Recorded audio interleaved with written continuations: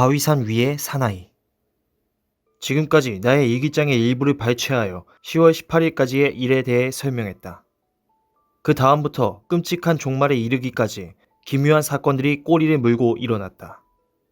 마지막 며칠 동안의 사건은 내 기억 속에 또렷이 남아있는 관계로 당시에 작성한 기록을 참고하지 않고도 이야기할 수 있다.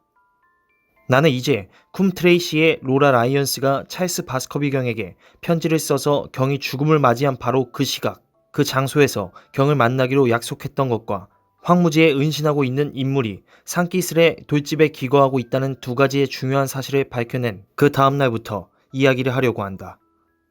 그때 나는 이 두 가지 사실을 알아내고도 사건의 수수께끼를 풀지 못한다면 그것은 내 지성이나 용기가 부족한 탓일 거라고 생각했다. 나는 라이언스 부인에 대해 알게 된 사실을 그날 저녁 준 남작에게 말할 틈이 없었다. 왜냐하면 모티머가 밤늦게까지 바스커비관에 머물며 준 남작과 카드놀이를 했기 때문이다. 그 다음날 아침 식사를 하는 자리에서 나는 준 남작에게 내가 알아낸 사실을 알려주고 쿰 트레이시에 같이 갈 생각이 없는지 물었다. 처음에 그는 반색을 하고 같이 가겠다고 했지만 둘이서 다시 생각해보니 혼자 가는 것이 더 좋은 결과를 낳을 듯했다. 아무래도 방문이 공식적인 것이 될수록 얻을 수 있는 정보는 적지 않겠는가. 그래서 나는 별다른 양심의 가책 없이 헨리경을 혼자 남겨놓고 조사를 위해 마차로 떠났다. 쿰 트레이시에 도착했을 때 나는 퍼키슨에게 말을 메어 놓으라고 이르고 내가 만나봐야 할 여인의 거처를 수소문했다. 라이언스 부인이 새던 집을 찾는 것은 별로 어렵지 않았다. 새 집은 편리한 위치에 있었고 설비가 훌륭했다. 하녀가 나와서 별다른 격식을 차리지 않고 나를 집안에 들였다. 거실에 들어서자 레밍턴 타자기 앞에 앉아있던 여성이 반갑게 웃으며 벌떡 일어났다. 그러나 내가 모르는 사람이라는 사실을 알자 그녀는 고개를 떨구고 다시 자리에 앉아 내게 찾아온 용건을 물었다. 라이언스 부인의 첫 인상은 굉장한 미인이라는 것이었다. 부인의 눈과 머리카락은 똑같이 선명한 갈색이었고 두 뺨은 주근깨가 좀 많기는 했지만 화사한 홍조, 즉 장미꽃처럼 고운 분홍빛으로 물들어 있었다. 다시 한번 말하지만 부인의 첫 인상은 감탄을 자아냈다. 그러나 그 다음부터 흠이 눈에 띄었다.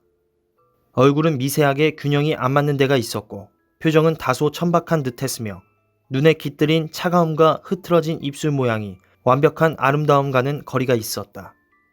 그러나 물론 이러한 생각이 든 것은 나중 일이었다. 당장에는 대단한 미인이 내 앞에 있다는 것과 그녀가 나에게 찾아온 용건을 묻고 있다는 사실만을 의식했을 뿐이다. 나는 그 순간까지 내 임무가 얼마나 예민한 것인지를 깨닫지 못하고 있었다. 저는 부인의 친정 아버님과 교우하는 즐거움을 누렸지요. 그것은 서툴기 짝이 없는 접근이었고 라이언스 부인은 노골적으로 그것을 표시했다. 우리 부녀 사이에는 아무런 공통점도 없답니다. 부인은 말했다. 나는 아버지에게 빚진 것도 아무것도 없고 그리고 아버지의 친구가 내 친구는 아닙니다. 돌아가신 찰스 바스커비 경을 비롯한 인정 많으신 여러분이 아니었다면 나는 아버지를 두고도 굶어 죽었을지도 몰라요. 제가 오늘 부인을 뵈러 온 것은 다름 아닌 돌아가신 찰스 바스커비 경의 일 때문입니다. 부인의 얼굴에 주근깨가 더욱 선명해졌다. 그분에 관해서 무슨 말씀을 듣고 싶으세요? 그녀는 타이프라이터의 자판 위에서 신경질적으로 손가락을 놀리며 물었다. 그분을 알고 계셨지요? 이미 말씀드린 것처럼 나는 그분에게 큰 은혜를 입었습니다. 내가 생활을 꾸려나갈 수 있는 것은 주로 그분이 나의 불행한 처지에 관심을 가져주신 덕분이에요. 찰스경과 편지 왕래를 하셨나요? 부인은 갈색 눈에 노여운 빛을 띠고 재빨리 나를 올려다보았다. 왜 그런 질문을 하시는 거죠? 부인은 날카롭게 물었다. 쓸데없는 소문이 나는 것을 막기 위해서입니다. 다른 사람이 없는 곳에서 질문하는 편이 나을 거라고 생각했습니다. 라이언스 부인은 침묵을 지켰다. 얼굴은 여전히 창백해 보였다. 마침내 부인은 대담하고 도전적인 태도로 나를 올려다보았다. 좋아요. 대답하죠. 부인은 말했다. 알고 싶은 게 뭔가요? 찰스경과 편지 왕래를 하셨습니까? 그분의 관대한 배려에 감사하기 위해 한두 번 편지를 보낸 적이 있어요. 편지를 보낸 날짜를 기억하십니까? 아니요. 찰스경을 만난 적이 있으십니까? 예, 한두 번쯤. 그분이 쿰 트레이시에 오셨을 때요. 찰스경은 아주 조용한 분이셨고 남몰래 선행을 베푸는 걸 좋아하셨어요. 하지만 부인이 찰스경을 뵌 적도 경에게 편지를 쓴 적도 별로 없다면 도대체 어떻게 그분이 부인의 일을 알고 그렇게 많은 도움을 줄 수 있었다는 겁니까? 부인은 내 질문을 간단하게 받아넘겼다. 저의 슬픈 사연을 아는 신사분들이 몇 분 계셨는데 그분들이 합심해서 저를 도와주셨어요. 그중 한 분이 스태플턴 씨죠. 그분은 찰스경의 이웃에 사시면서 경과 아주 친하게 지내셨을 뿐 아니라 마음이 비단결처럼 고운 분이세요. 찰스경이 제 일에 대해 알게 된 것은 다 그분을 통해서였습니다. 나는 찰스 바스커비 경이 스태플턴을 내세워 여러 차례 선행을 베풀었다는 사실을 이미 알고 있었으므로 라이언스 부인의 그런 진술은 신빙성이 있다고 생각했다. 찰스경에게 한번 만나달라는 내용의 편지를 쓴 적이 있습니까? 나는 계속해서 질문했다. 부인의 얼굴이 다시 노여움으로 발글에 물들었다. 참 묘한 질문을 하시는군요. 죄송합니다, 부인. 하지만 저는 그것을 꼭 알아야 하겠습니다. 그러면 대답하죠. 나는 그런 편지를 쓴 적이 없습니다. 찰스경이 사망한 그날에도 말씀이십니까? 홍조는 순식간에 사라지고 죽은 사람처럼 하얗게 질린 얼굴이 눈앞에 나타났다. 부인은 메마른 입술을 움직여서 아니오라고 말했지만 거의 들리지 않았고 나는 그것을 부인의 입모양을 보고 알았다.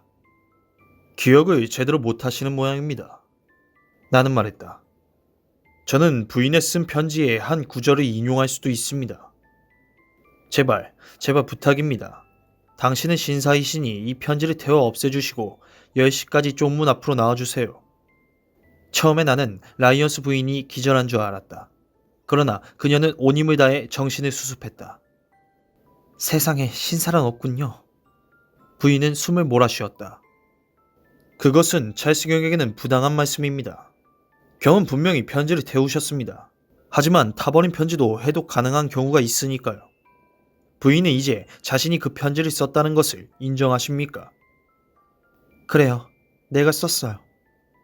부인은 한마디 한마디에 영혼을 담아 퍼붓듯이 소리쳤다. 그 편지는 내가 썼어요. 내가 왜 그걸 부정해야 합니까? 나는 부끄러워해야 할 이유가 하나도 없어요. 난 찰스경의 도움을 받고 싶었어요. 찰스경에게 이야기하면 그분의 도움을 얻을 수 있을 거라고 생각했고 그래서 그분께 만나자고 했어요. 하지만 하필이면 왜 그런 시간에? 왜냐하면 나는 그분이 런던에 가서 몇 달 동안 집을 비우실 예정이라는 사실을 그 전날에야 알았으니까요. 또 거기에 더 일찍 갈 수도 없었기도 했고요. 하지만 왜 집으로 찾아가지 않고 밖에서 만나자고 했습니까? 그럼 여자 몸으로 그런 시간에 혼자 사는 남자분의 집을 찾아갈 수 있다고 생각하시나요? 좋습니다. 부인이 거기 갔을 때 어떤 일이 있었죠? 난 그곳에 가지 않았어요. 라이언스 부인! 소중한 모든 성문에 걸고 맹세해요. 나는 그곳에 가지 않았어요. 무슨 일이 생겨서 못 가게 되었습니다.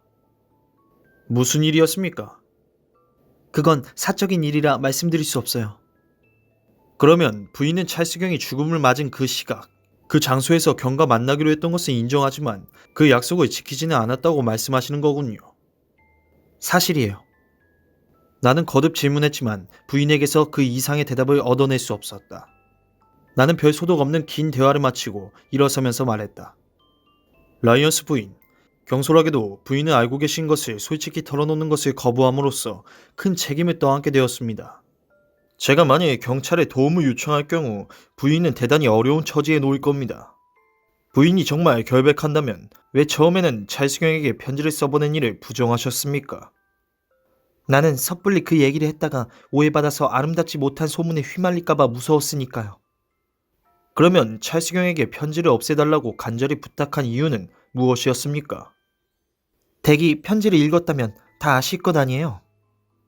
나는 편지를 전부 다 읽었다고 말하지는 않았습니다. 그중 일부를 인용하셨잖아요. 나는 추신을 인용했습니다. 아까 말씀드린 대로 편지는 태워졌기 때문에 전부를 다 읽을 수는 없었습니다. 다시 한번 묻겠습니다. 찰스경에게 그 편지를 태워달라고 그렇게 간청했던 이유가 무엇이었습니까? 그것은 사적인 일이에요. 경찰의 신문을 피하고 싶으시다면 그런 대답으로는 부족합니다. 그럼 말씀드리죠. 혹시 나의 불행한 과거 이야기를 들으신 적이 있는지 모르겠지만 나는 경솔하게 결혼 결정을 했다가 그것을 후회할 만한 일을 겪게 되었습니다. 그것은 잘 알고 있습니다. 나는 혐오스러운 남편으로부터 끊임없이 괴롭힘을 당하며 살아왔어요. 하지만 법은 남편 편이었고 남편은 언제 법정의 동거 명령을 받아서 나를 끌고 갈지 모릅니다. 내가 찰스경에게 편지를 쓴 것은 어느 정도의 비용만 있으면 내가 다시 자유를 얻을 수 있다는 걸 알게 됐기 때문이었어요. 자유는 내게 마음의 평화, 행복, 자신을 소중히 여기는 것, 이 모든 것을 다 의미했죠. 난 찰스경이 관대한 분이라는 걸 알고 있었고 그분에게 직접 호소한다면 날 도와주실 거라고 생각했어요. 그런데 어째서 거기 가지 않은 겁니까? 편지를 보낸 직후에 다른 분에게서 도움을 받았으니까요. 그런데 왜 찰스경에게 편지해서 그 사실을 알리지 않았습니까? 다음날 조간신문에서 그분의 사망 기사를 읽지 않았다면 그렇게 했을 거예요. 라이언스 부인의 이야기에는 조리가 있었고 어떤 질문을 던져도 빈틈은 보이지 않았다. 나는 부인이 정말 남편을 상대로 이혼 소송을 냈는지 여부와 비극이 일어난 사건에 대해 확인해보는 수밖에 없었다. 라이언스 부인이 바스커비관에 갔으면서도 그런 적이 없다고 부인하는 것은 아닌 듯했다. 왜냐하면 그곳까지 가기 위해선 마차가 필요했고 또 그곳까지 갔다면 쿰 트레이시에 되돌아오는 시간은 아무리 빨라봤자 새벽이었을 것이다. 그런 여행을 비밀리에 붙이는 것은 불가능했다. 따라서 부인이 사실을 말하고 있거나 아니면 적어도 사실의 일부를 말하고 있는 것은 틀림없었다. 나는 실망과 낭패감을 감추지 못하고 부인 집을 나섰다. 다시 한번 막다른 골목에 몰린 것이다. 내가 임무를 수행하기 위해 벌인 일은 번번이 실패로 돌아가는 것 같았다. 하지만 라이언스 부인의 표정과 태도에 대해 생각할수록 그녀가 무엇인가를 감추고 있다는 생각은 점점 굳어졌다. 부인은 왜 그렇게 창백해졌을까? 왜 모든 사실을 그렇게 감추려고 애를 썼던 것일까? 왜 비극이 일어난 시간에 관해 그렇게 입을 다물고 있는 것일까? 이 모든 의문에 관해 생각해보면 부인이 결백하다는 사실을 도저히 믿을 수 없었다. 하지만 그쪽으로는 더 이상 진전이 없었기 때문에 황무지의 돌집 사이에서 다른 단서를 찾아볼 수밖에 없었다. 그리고 다른 단서를 찾는 일도 막연하기 짝이 없었다. 나는 돌아오는 길에 선사 유적지가 황무지의 바위산 곳곳에 널려 있다는 사실을 깨달았다. 베리모어가 가르쳐준 것은 제3의 사나이가 이 버려진 돌집 어딘가에 살고 있다는 것뿐이었지만 황무지에는 수백 개의 돌집이 여기저기 흩어져 있었다. 그러나 나는 그 사나이가 블랙토르의 정상에 서 있는 모습을 본 적이 있었다. 나는 그곳부터 차근차근 뒤져나갈 것이다. 나는 그자가 기거하는 곳을 찾을 때까지 황무지의 돌집이란 돌집은 다 뒤질 것이다. 만일 그자를 찾을 경우 필요하다면 권총을 들이대서라도 그자가 누구이고 왜 그렇게 오랫동안 우리를 쫓아다녔는지에 대해 자백을 받을 것이다. 그자가 사람들로 붐비는 리젠트가에서는 우리를 따돌릴 수 있었지 몰라도 이 적막한 황무지에서 그렇게 하는 것은 쉽지 않을 것이다. 하지만 그자가 돌집을 비웠을 경우 그가 돌아올 때까지 시간이 얼마나 걸리든 돌집 안에서 기다려야 한다. 홈즈는 런던에서 그를 놓쳤다. 대가가 못한 일을 내가 해낼 수만 있다면 그것은 정말 찬란한 승리 아니겠나. 이번 사건에서 행운의 여신은 자꾸만 우리를 외면했지만 이제 드디어 나를 돕기로 작정한 듯 싶다. 행운의 사자는 다름 아닌 프랭크 랜드시였다. 불그레한 얼굴에 잿빛 구렛나루를 기른 그가 정문 밖에 나와 서 있었다. 안녕하쇼 왓슨 박사. 프랭크 랜드시가 소리쳤는데 웬일인지 기분이 퍽 좋아 보였다. 그에게는 드문 일이었다. 말도 쉬게 할 겸 이리로 들어와서 포도주 한 잔 마시면서 나를 축하해 주시구려. 프랭크 랜드가 딸을 어떻게 대했는지 알게 된 다음부터 그에 대한 내 감정은 그다지 호의적인 것이 못 되었다. 그러나 나는 마부 퍼킨스와 마차를 집으로 돌려보낼 구실을 찾지 못해 안달하고 있었으므로 기쁘게 그의 초대를 받아들였다. 나는 마차에서 내린 다음 퍼킨슨에게 저녁 식사 전까지 건너가겠다고 헨리경에게 전화라고 일렀다. 그리고 프랭크 랜드시를 따라 그의 집 식당으로 들어갔다. 오늘이 나한텐 아주 기쁜 날이오. 일생일대의 기념일이지. 그는 싱글벙글하며 큰 소리로 말했다. 나는 이를 2개나 버려놓았더랬소. 이 지역에 사는 것들에게 법은 법이고 법에 호소하는 것을 두려워하지 않는 사람이 여기 있다는 걸 가르쳐줄 심산이었지. 나는 미들턴 영감탱이의 정원 한가운데를 질러갈 수 있는 통행권을 확보했다오. 그 영감탱이의 현관문에서 200m 안쪽을 보란듯이 지나가는 거요. 어떻소? 나는 부자놈들에게 서민의 권리를 함부로 짓밟을 수 없다는 걸 가르칠 거요. 육실할 것들. 그리고 나는 페르노시 사람들이 자주 소풍 나가는 숲을 폐쇄했소이다. 그 벼락맞은 인간들은 아마 그 숲이 사유지가 아니기 때문에 신문이랑 술병을 들고 아무데나 모여 앉을 수 있다고 생각했을 거요. 하지만 둘 다 판결이 났는데 내가 승소했소이다. 존 몰란드 경이 자기 소유의 야생 조수 사유 허가지에서 총을 쏘았을 때 내가 불법 침입죄로 걸어서 친 적이 있는데 그 일이 있은 뒤에 이렇게 경사스러운 날은 처음이요. 도대체 어떻게 그렇게 하셨지요? 왓슨 박사, 그건 판례집을 보면 다 나와 있소이다. 볼만할 거요. 퀸스 벤치 법정의 프랭클랜드 대 몰란드 사건. 소송 비용으로 200파운드를 없앴지만 내가 승소했지. 그렇게 해서 무슨 이득을 보셨습니까? 아니, 그런 건 없소. 나는 내가 그런 문제에 이해관계가 없다는 걸 자랑스럽게 말할 수 있소이다. 나는 오로지 공적 책임감에 따라서 행동하오. 예를 들면 페르노시 놈들은 오늘 밤에 내 허수아비를 태울 게 분명해요. 전에도 그런 일이 있었을 때 나는 경찰에게 그런 악질적인 시위는 중단시켜야 한다고 말했지. 왓슨 박사, 지금 군의 경찰력은 한심하기 짝이 없는 상태에 있어요. 나는 당연히 보호받을 권리가 있는데도 경찰은 그것을 지켜주지 못하거든. 프랭클랜드 대 레지나 소송 사건은 이 문제를 만천하에 폭로할 거요. 나는 경찰한테 나를 이렇게 대접한 것을 후회할 때가 있을 거라고 말해줬는데 내 말이 벌써 그대로 이루어지고 있소이다. 어떻게 말입니까? 나는 물었다. 노인은 교활한 표정을 지었다. 나는 그자들이 알고 싶어서 안다라는 정보를 가지고 있지. 하지만 그 악당들은 무슨 짓을 해도 나의 조력을 받을 수 없을 거요. 사실 나는 마음속으로 영감에게서 벗어날 수 있는 구실을 찾고 있었지만 지금은 그 이야기가 좀 더 듣고 싶어졌다. 나는 죄 많은 영감이 뭐든지 반대로만 한다는 걸 알고 있었다. 강한 호기심을 드러내면 영감이 입을 다물 것이 틀림없었다. 무슨 사유지 침범건이겠죠. 나는 무관심을 가장하여 말했다. 하하, 이런 젊은 친구하고는 이것은 그보다 훨씬 중요한 문제라오. 황무지의 숨은 탈옥수 기억하오. 나는 깜짝 놀랐다. 설마 그자가 숨어있는 곳에 안다는 뜻은 아니겠죠? 나는 말했다. 그자가 어디 있는지 정확히는 몰라도 경찰이 그자를 체포하게 해줄 수 있다는 것은 분명하지. 탈옥수가 먹을 것을 구하는 경로만 알아내면 그자를 확실히 붙잡을 수 있다는 생각이 안 드시오. 프랭클랜드 영감은 위험할 정도로 진실에 가까이 가 있는 것이 분명했다. 그렇군요. 하지만 그자가 황무지 어딘가에 숨어 있다는 걸 어떻게 아십니까? 심부름꾼이 먹을 것을 나르는 걸 내 눈으로 직접 봤으니 하는 말이오. 나는 베리모어를 생각하고 가슴이 철렁 내려앉았다. 남의 일에 참견하기를 좋아하는 이 심술쟁이 영감에게 걸려들다니 정말 보통 일이 아니었다. 하지만 영감의 다음 말은 내 마음을 가볍게 해주었다.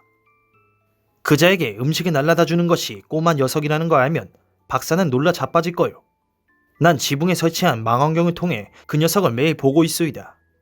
그 녀석은 매일 같은 시간에 같은 길을 지나가는데 그렇게 음식을 받는 사람이 탈옥수가 아니면 도대체 누구겠소? 나는 속으로 쾌재를 불렀다. 그렇지만 조금이라도 호기심이 드러나지 않도록 애썼다. 아이라니. 베리모어는 황무지에 은거한 사나이에게 필요한 물건을 날라다주는 사람이 아이라고 했다. 그게 탈옥수라고 생각하다니 프랭클랜드는 완전히 잘못 짚은 것이었다. 하지만 프랭클랜드의 정보를 얻을 수만 있다면 나는 한참 동안 힘들게 돌집을 뒤지고 다니는 수고를 하지 않아도 될 것이다.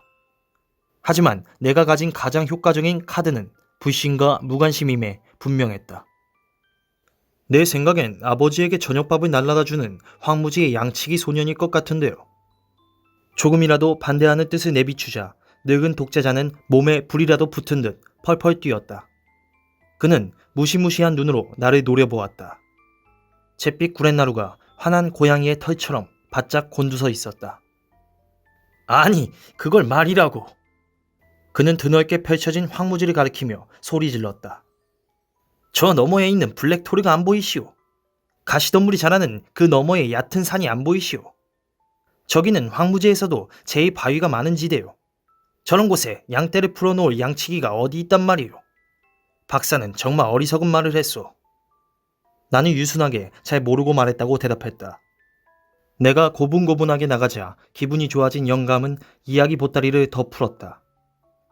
자, 박사는 이제 제가 근거도 없이 어떤 주장을 하지는 않는다는 걸 알겠죠? 나는 그 꼬마가 짐 보따리를 들고 저 길을 오가는 걸 보았소. 녀석은 매일같이, 어떤 때는 하루에 2번씩. 잠깐만. 내 눈에 헛것이 뵈는지 아니면 지금 비탈에서 뭔가가 움직이고 있는 건지 모르겠구먼. 그곳은 몇 킬로미터 떨어진 곳이었지만 나는 흐린 녹색과 회색이 섞인 산비탈을 따라 작고 검은 점 하나가 움직이고 있는 것을 또렷이 볼 수 있었다. 자, 박사! 빨리 가봅시다. 프랭클랜드는 층계를 뛰어오르며 소리쳤다. 박사가 직접 눈으로 확인하고 판단해 보시오. 천하무적의 막강한 기구, 망원경이 평탄한 지붕에 놓인 산발이 위에 얹혀 있었다. 프랭클랜드는 망원경에 눈을 척 갖다 붙이고는 만족스러운 탄성을 질렀다. 어서 왓슨 박사, 어서 와봐요. 녀석이 산에 넘어가기 전에. 분명히 보였다. 어깨에 보따리를 들쳐맨 작은 소년 하나가 천천히 산을 기어오르고 있었다. 소년이 산꼭대기에 올라섰을 때 아무렇게나 입은 남루한 옷이 차가운 푸른 하늘을 배경으로 일순 또렷하게 부각되었다. 소년은 뒤를 밟은 사람이 있을까봐 두려운 듯 도망자처럼 은밀한 기색으로 사방을 살폈다. 그런 다음 작은 산을 넘어서 사라졌다. 어때? 내 말이 맞지 않소? 정말 그렇군요. 저 아이는 꼭 비밀스러운 심부름이라도 하는 것 같습니다. 그 심부름이 어떤 것인지는 군의 말단 경찰이라도 쉽게 알 수 있을 거요. 하지만 그자들은 내 입에서 한마디도 얻어듣지 못할걸. 왓슨 박사, 당신도 비밀을 지키겠다고 약속하시오. 한마디도 말해선 안 돼요. 알아듣겠소? 말씀하신 대로 하겠습니다. 그자들은 나를 고약하게 대접했소. 고약하게. 감히 단언하지만 프랭클랜드 대 레지나 소송 사건에서 사실들이 터져 나오면 군 전체가 분노하게 될 거요. 그리고 내가 경찰을 도와주는 일은 죽어도 없을 거요. 펜은 워시의 악당들이 내 허수아비 대신 나를 말뚝에 매달고 화형식을 거행해도 경찰놈들은 그저 보고만 있을 거외다. 아니, 벌써 집에 가시려고? 이 경사스러운 날을 기념해서 나랑 포도주 한 잔이나 기울입시다. 하지만 나는 프랭클랜드가 잡는데도 부득부득 가겠다고 나섰을 뿐 아니라 그가 바스커비 관까지 동행해 주겠다는 것도 극구 사양했다. 나는 그의 시선이 미치는 곳까지만 길을 따라 걸었고 그 다음에는 황무지로 접어들어 소년이 넘어간 그 바위산으로 넘어갔다. 모든 것이 순조로웠고 나는 행운의 여신이 모처럼 던져준 소중한 기회를 인내와 끈기로 붙잡고 말겠노라고 다짐했다. 바위산 꼭대기에 도착했을 때 해는 벌써 뉘엿뉘엿 지고 있었다. 발밑에 산 사면은 한쪽은 온통 황금빛과 녹색이었고 다른 한쪽은 어스름에 잠겨 있었다. 벨리버와 빅센토르의 환상적인 굴곡이 그려낸 아득한 지평선에는 안개가 낮게 깔려 있었다. 드넓은 공터 위에는 어떤 소리도 움직임도 없었다. 갈매기인지 마도요요인지 커다란 잿빛 새 한 마리가 푸른 창공 속으로 드높이 솟구치고 있었다. 거대한 창공과 드넓은 황무지 사이에 살아있는 것이라곤 저 새와 나 둘뿐인 듯 싶었다. 황량한 풍경과 적막감, 그리고 내가 맡은 임무에 풀리지 않는 수수께끼와 긴박함으로 인해 내 가슴은 서늘해졌다. 소녀는 어느 곳에도 보이지 않았다. 그러나 발밑에 있는 바위산의 오목한 틈새에 오래된 돌집들이 원형으로 배치되어 있는 게 보였는데 그중 가운데 것이 유난히 눈에 띄었다. 그것은 지붕이 멀쩡해서 비 가리개 구실은 훌륭하게 할 것 같았다. 그것을 본 순간 가슴이 뛰기 시작했다. 문제의 사나이가 은신하고 있는 곳임에 틀림없었다. 나는 마침내 그자의 코앞까지 와 있는 것이다. 그의 비밀은 이제 내 소나기에 들어왔다. 스테플턴이 포충망을 들고 나비에게 접근할 때처럼 살금살금 걸어서 돌집을 향해 다가가는 동안 나는 그곳이 정말 은신처로 쓰이고 있다는 사실을 확인할 수 있었다. 돌 사이로 난 희미한 길이 문 역할을 하고 있는 헐어빠진 틈새로 이어져 있었다. 안쪽은 조용했다. 문제의 인물은 저 안에 숨어 있던지 아니면 황무지를 배회하고 있을 것이다. 긴장감으로 인해 온몸의 신경이 다 찌릿찌릿했다. 나는 담배를 던져버리고 리볼버를 단단히 틀어진 다음 재빨리 문으로 다가가서 안을 들여다보았다. 집안은 텅 비어 있었다. 하지만 돌집 안에 남아있는 흔적을 보니 내가 헛다리를 짚은 것은 아니었다. 이곳은 그 사나이가 사는 집이 틀림없었다. 방수포로 싼 담요가 신석기 시대 사람들이 침상으로 사용했던 석판 위에 놓여 있고 조잡한 화로에는 재가 쌓여 있었다. 그 옆에는 약간의 조리도구와 물반 양동이가 놓여 있었다. 빈 깡통 무더기를 보니 이곳에서 사람이 기거한 기간이 꽤 되는 것 같았다. 내 눈이 돌집 틈새로 스며들어오는 빛에 익숙해졌을 때 방 한구석에 독한 술 반병과 금속잔 하나가 놓여 있는 것이 보였다. 돌집 한가운데는 식탁 역할을 하는 납작한 돌이 하나 있었고 그 위에는 작은 보따리 하나가 놓여 있었다. 그것은 아까 망원경으로 본 소년이 메고 있던 그 보따리임에 틀림없었다. 그 속에는 빵 한 덩이, 혓바닥 통조림, 복숭아 통조림 2개가 들어있었다. 나는 보따리의 내용물을 검사한 뒤 다시 내려놓다가 그 밑에 메모 한 장이 놓여 있는 것을 발견했다. 나는 두근거리는 가슴으로 메모지를 집어들었다. 그 위에는 흘려쓴 연필 글씨로 다음과 같은 글이 적혀 있었다. 왓슨 박사가 쿰 트레이시의 가슴. 나는 메모지를 손에 든 채 이 짤막한 메시지의 의미를 반추해보며 잠시 그 자리에 서 있었다. 그렇다면 이 수수께끼의 인물이 뒤를 밟은 것은 헨리경이 아니라 바로 나였던 것이다. 그리고 그 사나이는 나를 직접 미행하지 않고 대리인, 아마도 그 소년을 붙여놓았고 이것은 분명 그 아이가 쓴 보고서인 것이다. 나는 이 황무지에 온 이래 일거수일투족을 감시당했던 것이다. 항상 보이지 않는 힘이, 미세한 그물망이 무한히 섬세하고도 정교하게 우리를 포위하고 있는 듯한 느낌을 받기는 했다. 너무도 가볍게 그물을 들어올리는 솜씨 때문에 우리는 마지막 순간에야 비로소 자신이 미세한 그물코에 걸려들었다는 사실을 깨닫게 되는 것이다. 보고서가 더 있을지 모르므로 나는 돌집 안을 뒤져보았다. 그러나 그런 것은 눈에 띄지 않았고 이 특별한 곳에 기거하는 사나이의 정체나 의도를 추측할 수 있을 만한 표시도 찾을 수 없었다. 분명한 것은 그가 스파르타식 생활 습관을 가지고 있고 생활의 편리에 크게 연연하지 않는다는 점이었다. 지붕 사이에 벌어져 있는 틈새를 보니 요즘 비가 그렇게 쏟아졌는데 이런 곳에서 불편한 생활을 감수하려면 웬만한 목적 의식으로는 안 될 거라는 생각이 들었다. 그는 무서운 적일까? 아니면 우리의 수호천사일까? 나는 그 사실을 확인하기 전까지는 이곳에서 떠나지 않으리라 맹세했다. 해는 지평선 너머로 사라지고 있었고 서쪽 하늘은 진홍과 황금빛으로 불붙어 있었다. 멀리 그린펜 대늪지의 무릉덩이에는 여기저기 붉은 노을이 내려와 있었다. 바스커비 간의 쌍둥이 탑이 보였고 그린펜 마을이 있는 곳인 듯 멀리서 연기가 모락모락 피어올랐다. 그 사이에 조그마한 산을 앞에 두고 스태플턴가가 자리 잡고 있었다. 황금빛 저녁 햇살 속에서 모든 것이 그지없이 아름답고 평화로웠지만 그것을 바라보는 내 영혼은 자연의 평화를 함께 나누지 못하고 시시각각 다가오는 알 수 없는 만남의 순간 앞에서 두려움에 떨고 있었다. 잔뜩 긴장했지만 확고한 목적의식을 가지고 나는 돌집 안의 어둑한 귀퉁이에 웅크리고 앉아 주인이 돌아오기를 끈질기게 기다렸다. 마침내 그가 돌아오는 소리가 들려왔다. 멀리서 구둣발이 돌 위를 밟는 소리가 났다. 발자국 소리는 한 걸음 또 한 걸음 점점 가까워지고 있었다. 나는 제일 어두운 구석에서 몸을 붙이고 주머니 속에 든 권총의 공이치기를 잡아당겼다. 그리고 그자의 모습이 보이기 전에는 내 모습을 드러내지 않으리라 작정했다. 그가 걸음을 멈춘 듯 발자국 소리가 뚝 그쳤다. 그리고 한참 뒤에 다시 발자국 소리가 나기 시작했고 돌집 입구에 사람 그림자가 비쳤다. 친애하는 왓슨, 정말 아름다운 저녁일세. 친숙한 목소리가 들려왔다. 집 안보다는 바깥이 훨씬 편할 것 같군. 황무지에서의 죽음. 순간 나는 숨을 멈추었다. 내 귀를 의심하지 않을 수 없었다.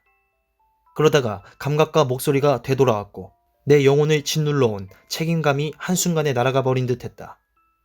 그 차갑고 날카롭고 비꼬는 듯한 목소리는 세상에서 오직 한 사람만이 낼 수 있었다. 홈즈! 나는 외쳤다. 홈즈! 밖으로 나오게. 그는 말했다. 그리고 제발 그 권총 좀 조심하고. 나는 몸을 숙이고 조잡한 문틀 아래를 빠져나왔다. 홈즈는 바깥에 돌 위에 앉아 있었다. 그는 나의 놀란 표정을 보고 재미있다는 듯 빙글거렸다. 홈즈는 수척하게 여유였지만 여전히 날카로웠으며 민감한 얼굴은 햇볕의 구릿빛으로 그을고 바람에 거칠어져 있었다. 트위드 정장에 첫 모자를 쓴 그는 황무지의 여느 관광객들과 다를 바 없어 보였다. 그리고 고양이 같은 청결함을 좋아하는 성격 그대로 베이커가에 있을 때와 다름없이 말끔하게 면도한 얼굴에 깨끗한 옷차림을 유지하고 있었다. 내 평생 사람을 보고 이렇게 반가워하긴 처음이네. 나는 그와 힘주어 악수하며 말했다. 또 이렇게 놀란 적도 없었겠지. 그렇지 않나? 응, 솔직히 말하면 그렇네. 하지만 자네만 놀란 게 아닐세. 나는 자네가 내 비밀 아지트를 찾아낼 줄은 몰랐지. 더구나 자네가 여기 와 있으리라고는 상상도 못했고 적어도 문에서 20보 이내의 거리에 오기 전까지는 그랬다는 말일세. 그런데 내 발자국을 보았나? 왓슨, 그렇지는 않아. 나는 세상의 모든 발자국 중에서 자네의 발자국을 알아보는 재주는 없어. 자네가 나를 정말 속이고 싶거든 담배를 다른 것으로 바꿔야 하네. 왜냐하면 옥스포드가 브래들리라는 글씨가 적혀있는 담배꽁초를 보았을 때 나는 내 친구 왓슨이 이 근처에 와 있다는 걸 알았거든. 저 길 옆에 가보면 그 담배꽁초가 있어. 자네는 분명히 빈 돌집을 덮치기 직전에 그걸 던져버렸을 거야. 맞아. 나는 또 자네의 감탄할 만한 끈기를 잘 알고 있었기 때문에 자네가 무기를 소지한 채 집안에 매복한 채 주인이 돌아오기를 기다리고 있을 거라고 확신했지. 그런데 자네는 정말 내가 범인이라고 생각했나? 나는 자네가 누군지는 몰랐지만 정체를 꼭 밝혀내고 말겠다고 작정했지. 왓슨. 정말 훌륭하이. 그런데 나에 대해서는 어떻게 알게 되었나? 아마 자네는 그 탈옥수를 추격하던 밤에 나를 보았겠지. 그때 나는 경솔하게도 떠오르는 달 앞에 서 있었으니까. 그렇다네. 그때 자네를 보았네. 그러면 자네는 내가 사는 데를 찾아내기 위해 돌집을 샅샅이 뒤지고 다녔겠군. 아니, 자네가 데리고 있는 꼬마를 본 사람이 있어서 그 덕분에 이 집을 찾아낼 수 있었다네. 망원경을 설치해놓은 그 영감짓이 틀림없겠군. 처음에 나는 렌즈에 빛이 반사되는 걸 보고 어리둥절했지. 그는 일어서서 돌집 안을 들여다보았다. 이런, 카트라이트가 뭘 좀 갖다 놓았군. 이 메모는 뭐지? 그래, 자네는 정말 쿰 트레이시에 갔었나? 그렇지. 로라 라이언스 부인을 만나러? 맞아. 잘했네. 우리의 조사는 같은 방향으로 진행되고 있었던 게 분명하니까 우리 둘의 조사 결과를 합치면 사건의 전모를 웬만큼 이해할 수 있게 될 것 같네. 그래. 나는 자네가 여기 와 있는 것이 말할 수 없이 기쁘다네. 책임감과 풀리지 않는 수수께끼는 내 신경에 지나친 부담이 되고 있었으니까. 하지만 자네는 도대체 어떻게 이곳에 오게 되었나? 그리고 무슨 일을 하고 있었지? 나는 자네가 베이커가에서 그 공갈 사건을 처리하고 있는 줄 알았는데. 나는 자네가 그렇게 생각해 주기를 바랬네. 그러면 자네는 나를 이용했고 또 나를 믿지 못했다는 것이구먼. 나는 비통하게 소리쳤다. 홈즈, 나는 자네에게 그보다 나은 대접을 받을 만한 가치는 있다고 생각하네. 여보게, 다른 사건에서도 그랬지만 자네는 이 사건에도 정말 귀중한 역할을 해주었네. 그리고 내가 자네에게 속임수를 쓴 것처럼 생각된다면 부디 용서해주기 바라네. 사실 내가 그렇게 했던 것은 부분적으로는 자네를 위해서였지. 내가 여기 내려와서 사건 조사에 직접 뛰어들게 된 것은 자네에게 위험이 닥치고 있다는 판단 때문이었어. 내가 만약 바스커빌간에서 자네들과 같이 지냈다면 내 관점은 자네들과 똑같은 것이 되고 또 나라는 존재는 우리의 무서운 적에게 경계심을 발동시켜 주었을 것이 틀림없네. 사실 바스커빌간에서 살았다면 그렇게 할 수 없을 만큼 나는 이 황무지에서 자유롭게 돌아다닐 수 있었지. 그리고 나는 이 사건의 숨은 패로 남아있다가 결정적인 순간에 몸을 날려서 달려들 수 있는 것일세. 하지만 왜 나한테는 비밀로 했는가? 왜냐하면 자네가 알게 되면 일에 도움이 되기보다는 내가 여기 있는 것이 노출될 우려가 컸기 때문이었네. 자네는 나한테 무엇인가를 말하고 싶었을 것일세.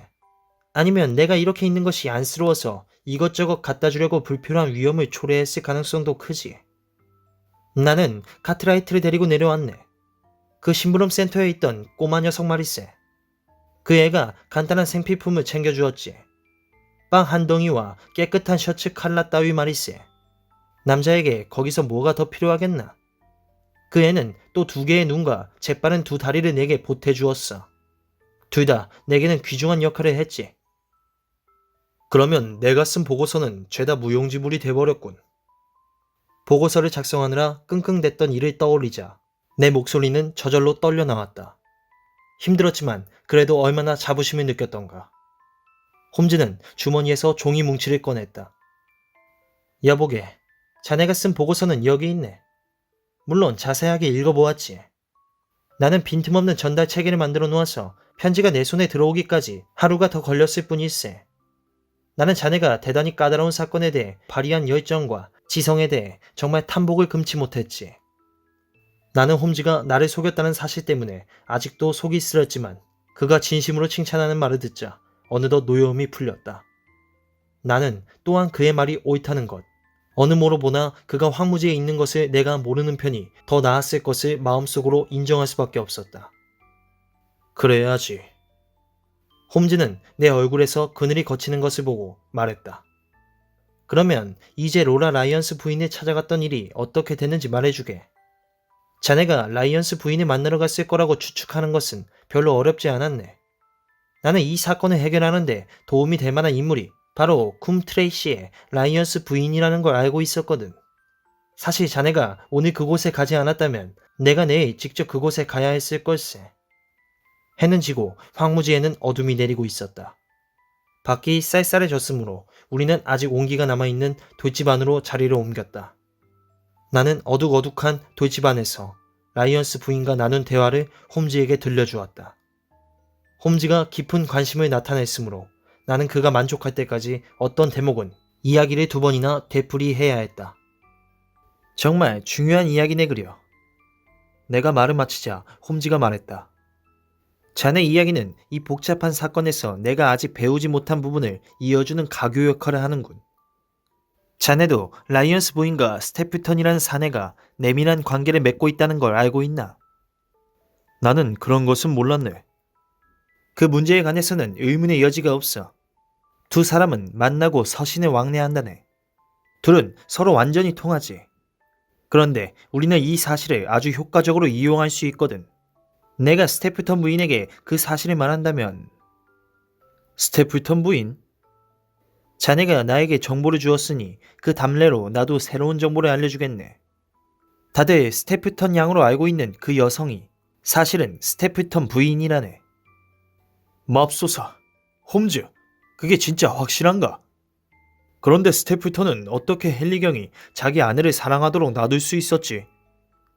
헨리경이 사랑에 빠지는 것은 당사자 말고는 아무에게도 해가 되지 않거든. 자네도 보았다시피 스태프턴은 헨리경이 자신의 아내를 상대로 사랑의 행위를 하지 않도록 각별히 주의했네. 다시 말하지만 그 여성은 스태프턴의 누이 동생이 아니라 아내일세.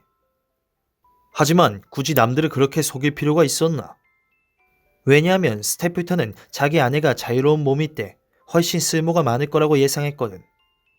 말로 표현되지 않았던 나의 모든 직관과 막연한 의심이 갑자기 박물학자의 중심으로 형태를 갖추기 시작했다. 밑집 모자에 포충망을 든 창백하고 무표정한 사내에게서 무서운 어떤 것이 느껴지는 듯 했다. 그에겐 무한한 인내심과 간교한 계략이 있었다.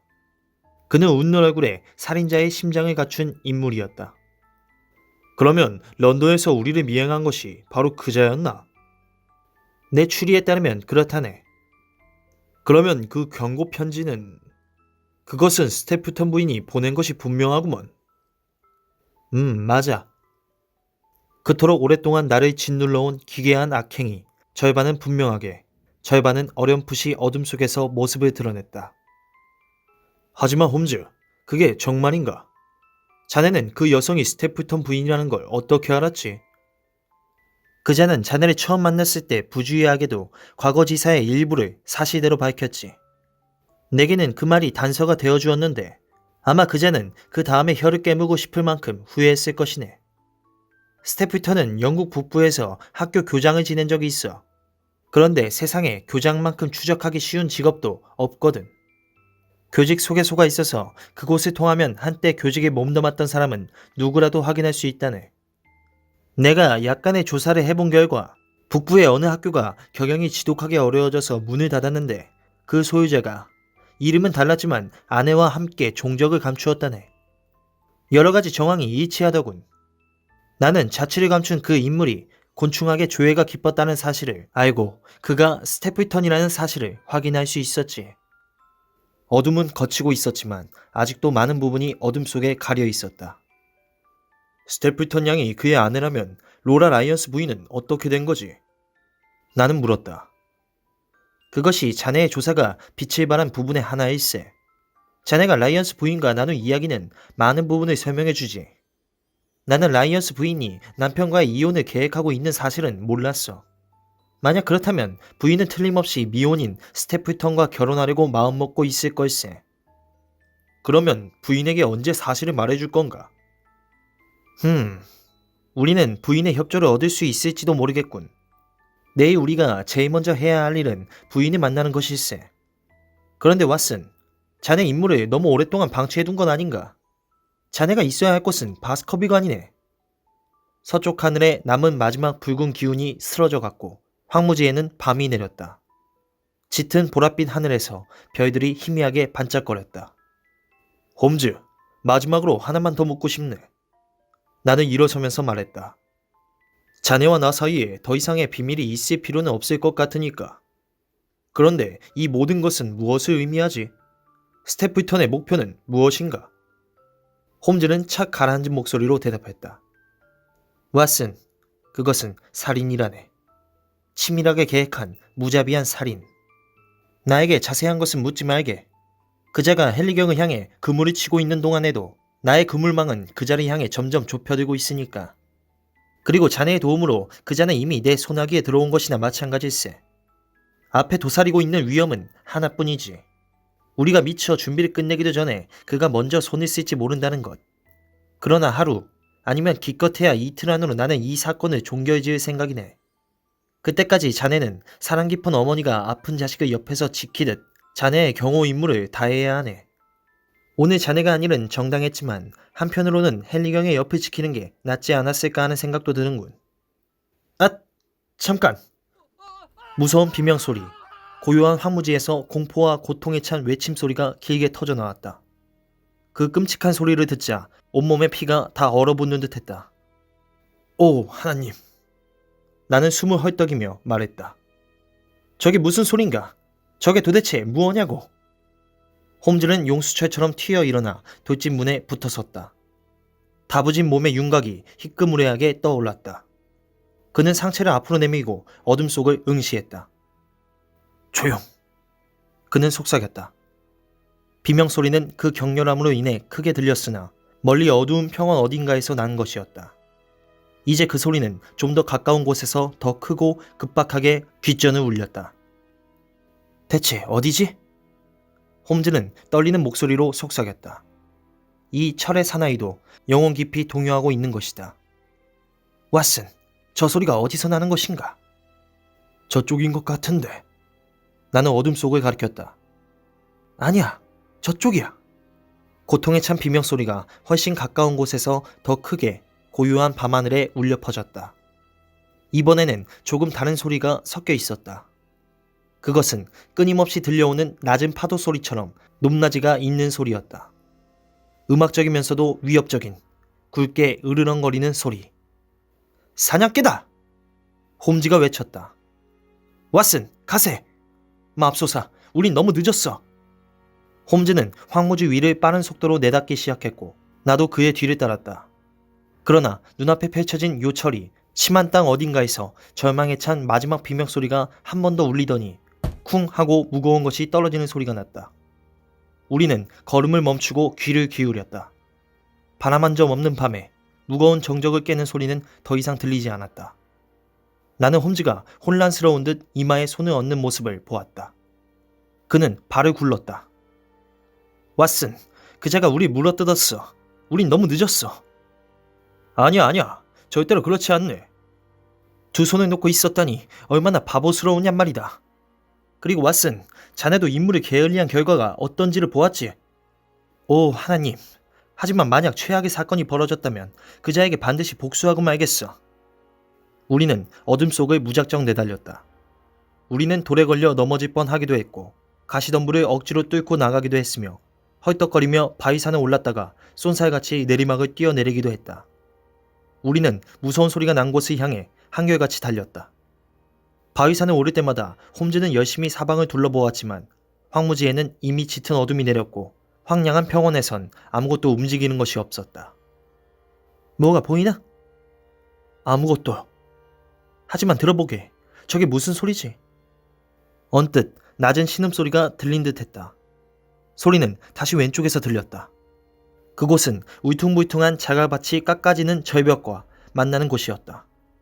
자갈밭 위에 시커먼 물체가 활개를 펴고 누워 있었다. 그쪽을 향해 달려가니 희미한 윤곽이 분명한 형체로 모습을 드러냈다. 한 남자가 얼굴을 밑으로 하고 고꾸라져 있었다. 고개는 끔찍한 각도로 꺾여 있었고 어깨는 둥글게 꺾였으며 몸통은 마치 공중제비를 넘던 사람처럼 꼬부라져 있었다.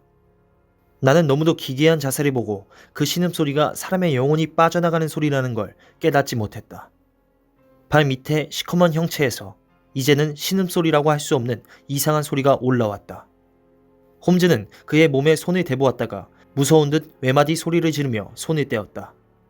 성냥을 긋자 희생자의 그러진 손과 부서진 두개골 아래로 천천히 넓어지고 있는 소름 끼치는 피 웅덩이가 드러났다.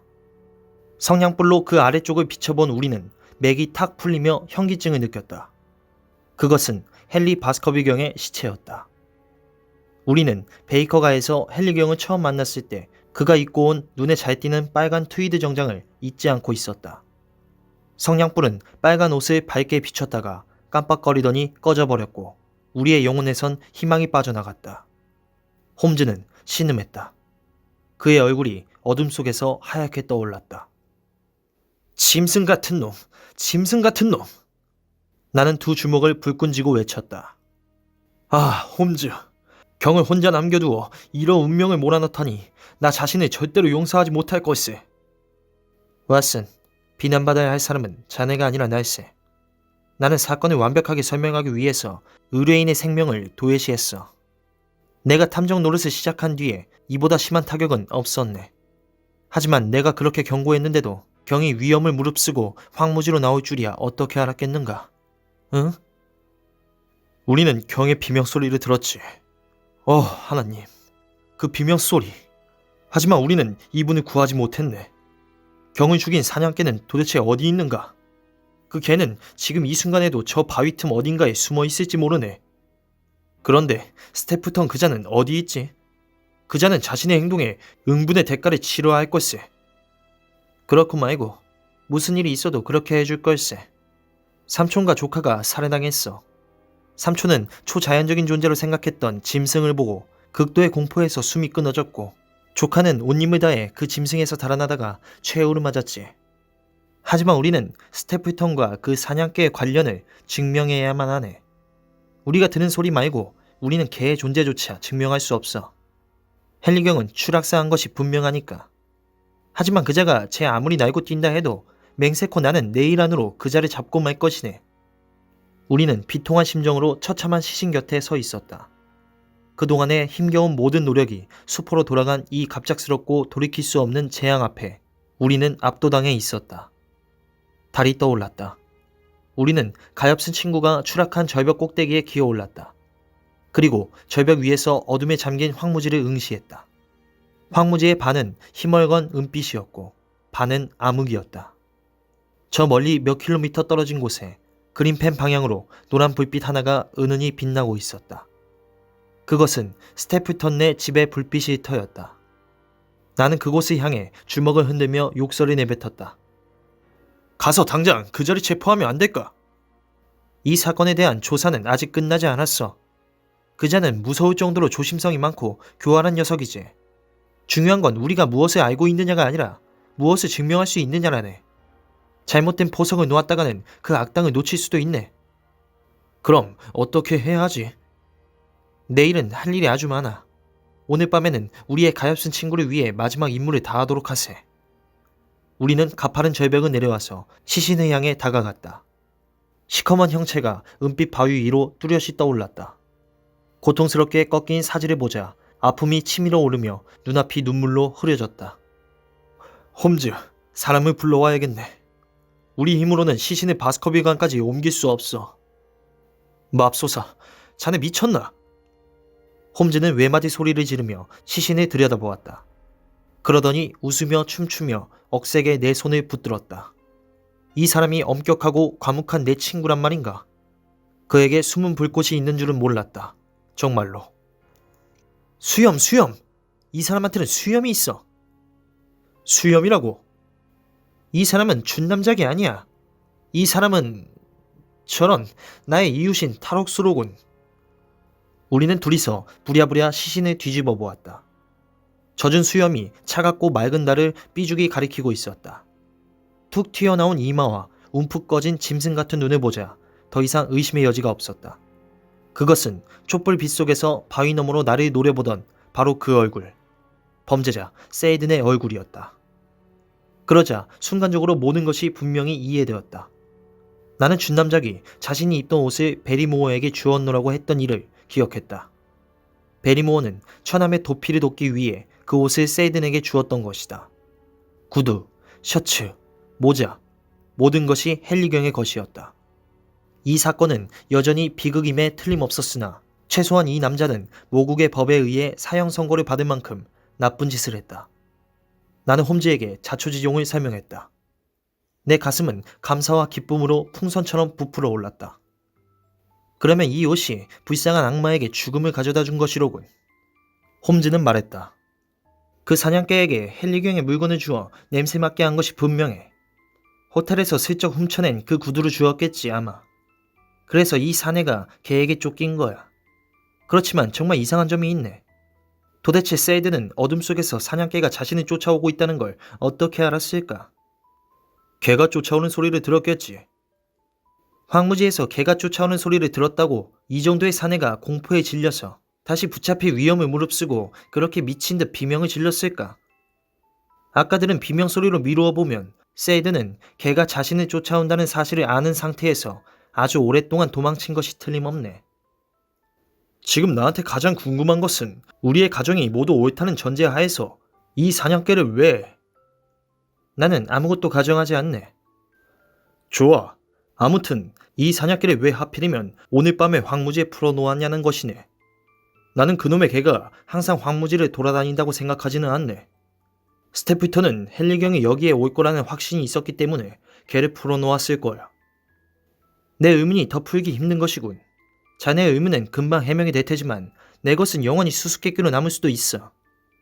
이제 문제는 이 불쌍한 탈옥수의 시신을 어떻게 처리할 것인가이네. 여기에 남겨두면 여우와 까마귀밥이 될 텐데 그냥 놓아둘 순 없자는가. 일단 저 돌집에 넣어두었다가 경찰에 연락하는 게 어떨까? 그게 좋겠군. 우리 둘이선 거기까지는 옮길 수 없을 걸세. 어라? 왓슨. 저게 누군가? 현장에 직접 출동하다니 배짱 한번 좋군. 우리가 저자를 의심하고 있다는 걸 눈치채지 못하도록 하게. 조심해. 그렇지 않으면 내 계획이 물거품이 되고 말 테니까.